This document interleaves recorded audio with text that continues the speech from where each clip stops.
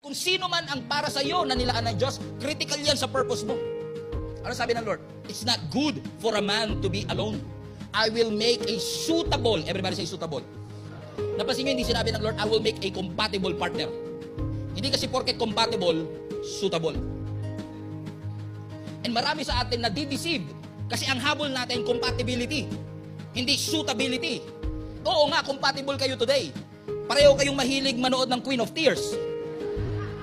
Pareho kayo mahilig sa pula. Pareho kayo mahilig sa tinapa. Baka kayo na talaga. O sa ngayon, compatible kayo. Pero kaya kayo compatible kasi hindi pa kayo parehong fully developed. Amen? Bakit? Kailangan mo ma-realize, mga kapatid, take your time. Because if you rush the process, you will ruin the result. Marami akong kilala nagsisettle for less kasi hindi nila nare-realize yung magnitude ng assignment ng Diyos para sa kanila. Bakit ka magsisettle sa mga taong hindi kayang i-define ng faithfulness? Bakit tayo magsisettle